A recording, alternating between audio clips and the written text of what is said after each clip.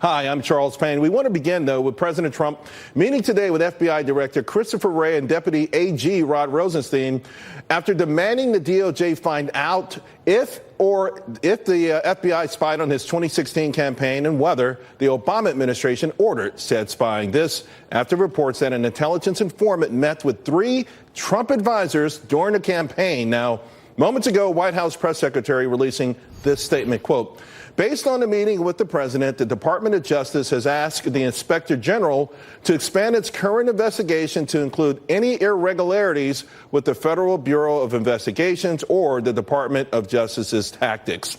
Concerning the Trump campaign, White House Chief of Staff Kelly will immediately set up a meeting with the FBI, DOJ, and DNI together with congressional leaders to review highly classified and other information they have requested.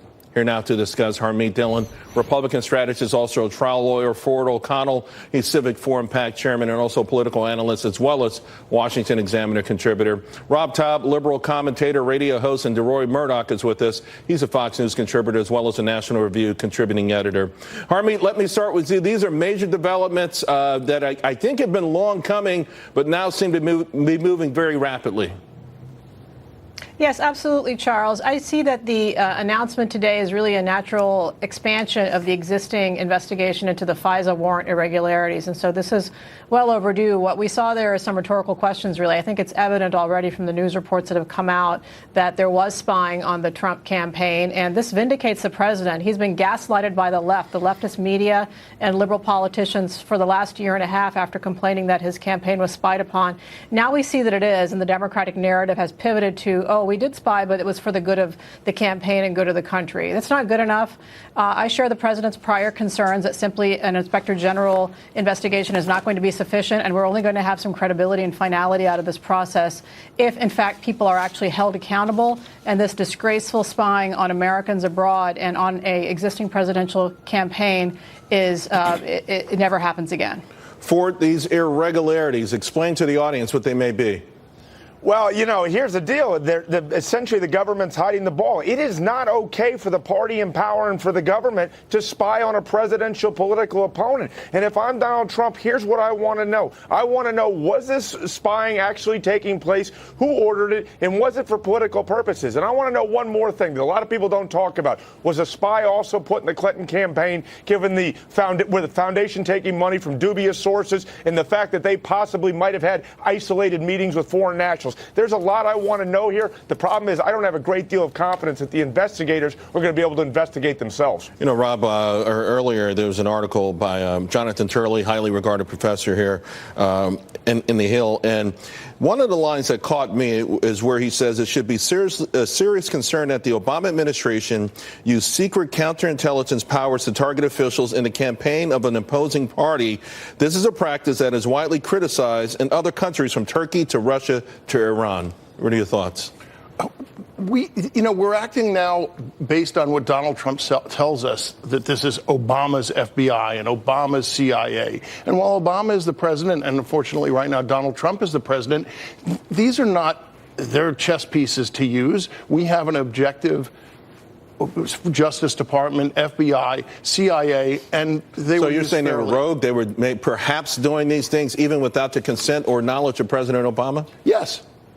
And Donald Trump is right now teetering on the brinkmanship of a constitutional crisis. He is cornered. He knows that he's guilty, and he's using every form of misdirection that he possibly can to slow things down and to make this process go awry, because he's going to get impeached. It's just obvious to me. He's like a cornered rat right now. The irony, of course, is that Giuliani has been pressing very hard for them to wrap this up, and we may have a tentative date when that may happen in September. But getting back to this topic, DeRoy, folks, a lot of things that I've read today and what I'm understanding from experts in this field is that this actually averts a constitutional crisis by taking this action, or it could.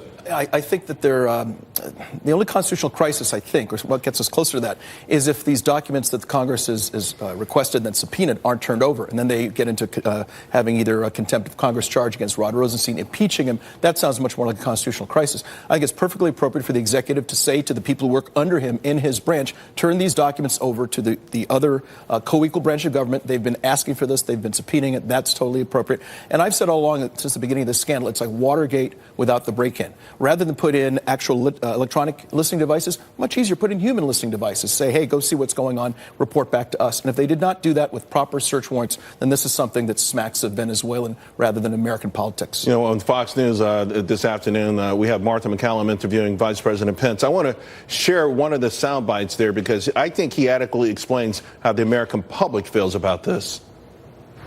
With the revelations that our campaign may have been the subject of surveillance by the FBI, the president, I think, is grateful that the Department of Justice is going to have the Inspector General look into it and determine and ensure that there was no surveillance done for political purposes against our campaign. I think it would be very troubling to millions of Americans if that took place, but we're very confident that as the Inspector General has been doing their work, looking at the conduct of the FBI during that period, that by adding their focus to this, that we'll get to the bottom of it because the American people have a right to know.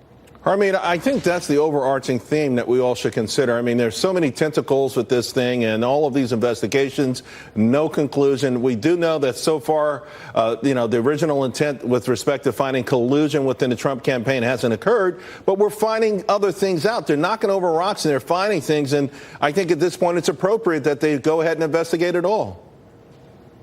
Yeah, absolutely. I mean, but, back to the point about whether the Inspector General is the correct place for this to begin and end. Maybe it's a correct place to begin, but I will tell you that the rapidity with which the Deputy Attorney General rapidly agreed to expand this investigation suggests that they've already been aware of these facts and these irregularities. We already know that Peter Strzok texted to his lover that this whole operation was being directed and run out of the White House. So there are a lot of questions. And, it was interesting when they started this, they probably didn't think it was going to boomerang back on them. But now I do hope that not just the Inspector General, but ultimately prosecutors follow this scandal and, potentially treasonous behavior to its ultimate extreme and then hold people accountable for betraying what our American norms are with respect to presidential elections. Rob, would you be fine if these paths led back to the Obama administration and perhaps knowledge within that administration of what was going on? Yeah, I love the Inspector General because I actually read the Inspector General report. So, yeah, let's investigate everybody because it's going to come out that Donald Trump is horribly guilty. And of what? Of what? Of political improprieties, of collusions, of working in conjunction with the Russians. I think he's like their wind-up doll and their puppet, and and they tell him what to do and say. So are you frustrated after all this time they haven't been able to find any proof of that? There's going to be proof. We've already got 13 indictments. DeRoy? No, I'm just amazed by this. Look, Robert Mueller has been looking for a year. He's found zero evidence of collusion between the Trump campaign and the Russians. If anything, there is collusion between the Hillary Clinton campaign and the Russians vis-a-vis the Iranian One deal, all this other stuff, and the Christopher Steele memo, which involves relying on informants in Russia. That's where the collusion is. There's been no discovery of collusion on the part of Trump. I think every day he looks cleaner and cleaner by the day. All right. Thank you all very, very much.